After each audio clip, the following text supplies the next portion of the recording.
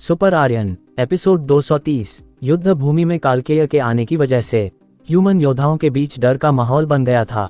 कालकेय ने अपना पहला हमला रुद्राणी पर कर दिया। कालकेय की काली बिजली रुद्राणी से टकराने ही वाली थी, तभी अचानक रुद्राणी हवा में उड़ गई, जिससे रुद्राणी बच गई। जब लोगों ने आसमान की तरफ देखा तो उन्हें आसमान में रुद्राणी के साथ खड़ा 6 और लोग दिखे, जिनमें 2 लड़की थी, जिनकी शक्ति देखकर सबको बहुत आश्चर्य हुआ, क्योंकि वो सब आसमान में खड़े लोगों की शक्ति का अनुमान नहीं लगा पा रहे थे। दूसरी तरफ कालकेय का क्लोन भी उन 6 को देखकर आश्चर्य में था। असल में वो 6 लोग और कोई नहीं, आर्यन के तिलिस्मी जानवर योद्धाओं के 6 मुख्य योद्धा थे। वो थे वनराज, सिंहराज, सर्पेश, सुनहरी, काजल और पक्षीराज। ये सभी देवता थे, जिस कारण से कालकेय शौक में था। कुछ देर तक शौक में रहने के बाद कालकेय तिलिस्मी जानवर योद्धाओं से बोला, तुम देवताओं का क्या काम यहाँ? तुम सब यहाँ क्या कर रहे हो? कालकेय की बात सुनकर वनराज गुस्से में बोला, कालकेय तुम्हें क्या लगा कि योजना सिर्फ तुम बना सकते हो? हमारे उस्ताद ने पहले ही योजना बना रखी थी और उन्होंने हम तिलिस्मी जानवरों को देवता बनने का मार्ग दिखा दिया था, क्योंकि उन्हें मालूम था कि उनके ध्यान में जाने के बाद तुम हमला जरूर करोगे। तुम्हारा उस्ताद कौन है? कालकेय ने पूछा। वही जिनके नाम से तुम खौफ खाते हो, आर्यन, सिंहराज ने कहा। सिंहराज के मुंह से आर्यन का नाम सुनकर सब शौक हो गए। तभी सबको याद आया कि आर्यन के पास तो तिलिस्मी जानवरों की सेना थी, जिनकी शक्ति के बारे में कोई नहीं जानता था।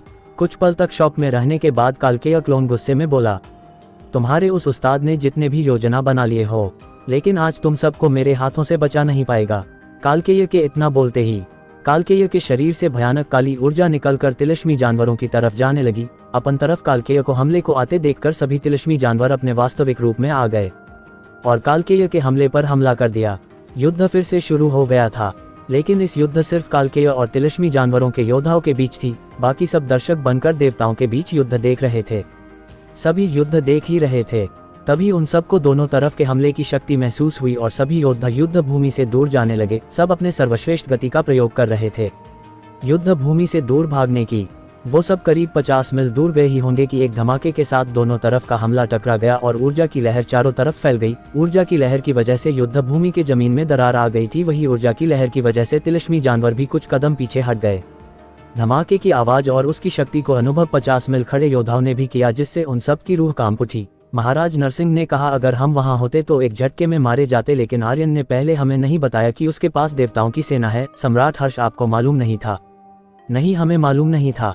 कई बार मैं उसके आयामी दुनिया में गया हूं, लेकिन कभी इन सब का ध्यान नहीं दिया था, क्योंकि ये सब हमेशा ध्यान में ही रहते थे, सम्राट हर्ष ने कहा। सम्राट हर्ष की बात सुनकर सब सिर हिलाते हुए युद्ध भूमि की तरफ देखने लगे। वहीं पर रुद्राणी भी खड़ी थी और चिंतित नजरों से युद्ध भूमि की तरफ देख रही थी, जिस देखकर तान्या बोली, क्या हुआ रुद्राणी, तुम चिंतित क्यों हो? मैं चिंतित इसलिए हूँ क्योंकि मुझे नहीं लगता कि हमारे योद्धा कालकेय का सामना ज्यादा समय तक कर पाएंगे। आखिर वो कालकेय, अगर कोई साधारण देवता उसे रोक पाता तो सालों पहले उसे रोकने के लिए युद्ध देवता रुद्रा को नहीं आना पड़ता। रुद्राणी चिंतित स्वर में बोली। रुद्राणी की बात सुनकर बाकी सब भी चिंतित हो गए। तभी सम्राट हर्ष ने कहा, अगर ये 6 देवता बन चुके हैं तो हो सकता है बाकी भी देवता बन गए होंगे। अगर वो भी युद्ध भूमि में उतर जाए तो शायद युद्ध बराबर की शक्ति से होगा। ठीक है, मैं जाती हूँ और सबको युद्ध भूमि में भेजती हूँ। इतना बोलकर रुद्राणी वहां से गायब होकर आयामी दुनिया में चली गई। वहीं दूसरी तरफ रुद्राणी के अनुमान के अनुसार तिलिस्मी जानवर बड़ी मुश्किल से कालकेय के हमले को रोक पा रहे थे। वो सब बुरी तरह से घायल हो रहे थे। घायल योद्धाओं को देखकर कालकेय अपनी भयानक हंसी हंसते हुए बोला, तुम सब देवताओं को क्या लगा कि तुम कालकेय का सामना कर पाओगे? आज मैं तुम सब का अंत कर दूंगा। इतना बोलकर कालकेय ने एक शैतानी मंत्र पढ़े, जिससे उसके हाथों में काली ऊर्जा इकट्ठा होने लगा, जो कुछ ही पलों में एक काले गधे में बदल गए, जिसमें बहुत सारे नोक बने हुए थे। उस गधे से भयानक शक्ति निकल रही थी, जिसे महसूस कर सभी तिलिस्मी जानवर योद्धाओं की रूह कांप उठी। तभी उसके बगल में एक योगीराज आया जो ब्लैकी था। ब्लैकी ने कहा, अगर हम सभी तिलिस्मी जानवर अपनी पूरी शक्ति से हमला करें तो शायद कालकेय के इस हमले को नष्ट कर दे। ब्लैकी ने इतना कहा ही था, तभी आसमान में द्वार खुलने लगे और उससे बहुत सारे परछाई बाहर निकलने लगी, जिनकी शक्ति को महसूस कर कालकेय भी शॉक हो गया और बोला, इतने सारे देवता पर कैसे? आखिर इस आर्यन ने इतने देवता कैसे तैयार किए? फिर भी ये सब मिलकर भी मेरा कालकेय का सामना नहीं कर पाएगा। इतना बोलकर कालकेय ने अपने गधे में और ज्यादा ऊर्जा समाहित करना शुरू कर दिया। ये देखकर सभी तिलिस्मी जानवर योद्धा अपनी शक्तियों को मिलाकर हमला तैयार करने लगे। कुछ ही देर में तिलिस्मी जानवरों का हमला आकर लेने लगा, जो एक फरसा था, जिससे भयानक शक्ति निकल रही थी। कुछ ही देर में दोनों तरफ का हमला तैयार हो गया और कालकेय और तिलिस्मी जानवरों ने एक ही समय पर हमला कर दिया। दोनों तरफ की शक्ति बहुत भयानक लग रही थी। कुछ ही देर बाद दोनों हमला एक धमाके के साथ टकरा गया। धमाके से उत्पन्न आवाज और ऊर्जा की लहर को 50 मील दूर खड़े लोगों ने भी महसूस किया और वो हंसते हुए तिलिस्मी जानवरों से बोला, अब तुम सबका अंत होगा। वही युद्ध भी में ऊर्जा की लहर से टकराने की वजह से तिलिस्मी जानवरों की सेना बुरी तरह से घायल हो गई, लेकिन कालकेय को ज्यादा कुछ नहीं हुआ। कालकेय के इतना बोलते ही उसके हाथों में एक काली तलवार प्रकट हो गई और वो तेजी में तिलिस्मी जानवरों की तरफ बढ़ने लगा, जिसे देखकर तिलिस्मी जानवरों की रूह कांप उठी। वही कालकेय एक योद्धा के पास जाकर उस पर हमला करने ही वाला था कि तभी किसी ने उसके तलवार के हमले को रोक दिया।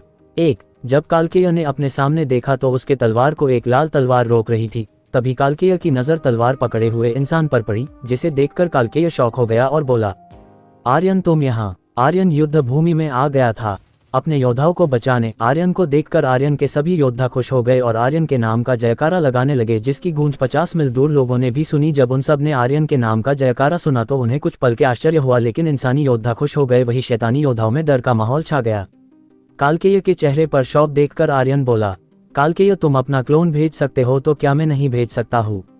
असल में कालकेय के सामने जो था वो आर्यन का क्लोन था, जिसके हाथों में संघार की वो तलवार थी जिसे आर्यन ने तलवार लोक से प्राप्त की थी। उस तलवार की भयानक शक्ति को महसूस कर कालकेय बोला, आर्यन ये कौन सी तलवार है?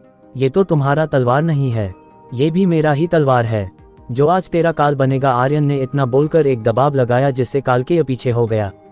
पीछे जाते हुए कालकेय ने खुद को संभाला और बोला, युद्ध देवता आर्यन तुम मेरा सामना नहीं कर सकते हो, क्योंकि अभी तुमने अपनी सारी शक्तियां हासिल नहीं की है और मैंने अपनी लगभग शक्तियां हासिल कर ली है।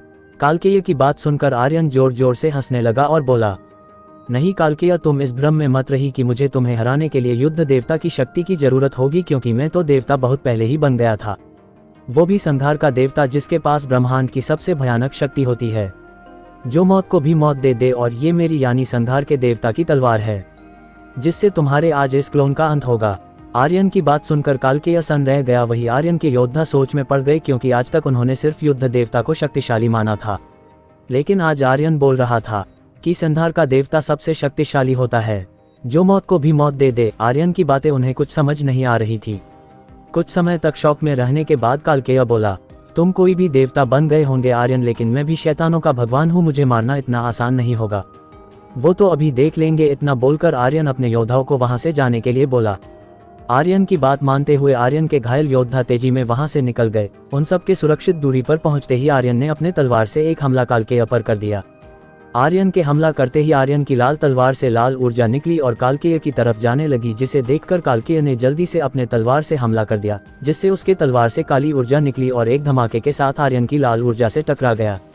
ये दोनों हमले देखने में तो साधारण थे, लेकिन इन दोनों हमले के धमाके की गूंज 50 मील तक लोगों को सुनाई दी और उसकी शक्ति को भी लोगों ने महसूस किया। कुछ कमजोर योद्धा तो खून की उल्टी करने लगे। ये देखकर उन सबको दूर ले जाया गया। इस नज़ारे को देखकर सम्राट हर्ष बोले, अब हो रहा है वास्तविक युद्ध, लेकिन आर्यन को युद्ध के बारे में कैसे पता चला? सम्राट हर्ष ने इतना कहा ही था, तभी आसमान से आवाज आई, भैया को मैं बताई थी युद्ध के बारे में। इस आवाज को सुनकर सबने आसमान की तरफ देखा तो वहां पर हर्षिता उड़ रही थी। हर्षिता देव शक्ति क्षेत्र की योद्धा थी, लेकिन उसमें इतनी शक्ति थी कि वो किसी देवता तक से लड़ सकती थी, इसलिए हर्षिता का सम्मान आर्यन के सभी तिलिस्मी जानवर देवता करते थे। हर्षिता ने कई बार उन सबके साथ द्वंद्व करके अपनी शक्ति को परखी थी। हर्षिता को देखकर और उसकी बातों को सुनकर सम्राट हर्ष बोले, हर्षिता तुम कैसे पहुंची आर्यन तक, क्योंकि वहां तक तो कोई इंसान नहीं पहुंच सकता है।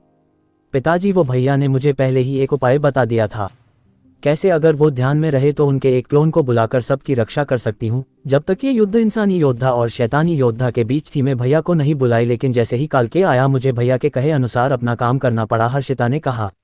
एक तरफ सब आश्चर्य में हर्षिता को देख रहे थे और वहीं दूसरी तरफ आर्यन के क्लोन और कालकेय के क्लोन के बीच का युद्ध भयानक रूप ले रहा था, जिसमें आर्यन अपने संहार देवता होने के कारण भारी पड़ रहा था कालकेय पर। जब कालकेय ने देखा कि आर्यन उस पर भारी पड़ रहा है तो उसने अपना एक बड़ा हमला करने का सोचा और अपने हाथों में ऊर्जा इकट्ठा करना शुरू किया, जो कुछ ही देर में एक काले फरसे का रूप ले लिया, जिससे काली बिजली निकल रही थी। ये फरसा बिल्कुल वैसा ही था जैसा हमला करकोटक ने किया था, लेकिन इसकी शक्ति करकोटक के हमले से और भी अधिक भयानक थी। क्या आर्यन का क्लोन कालकेय के क्लोन के हमले को झेल पाएगा? जानने के लिए सुनिए सुपर आर्यन का अगला एपिसोड।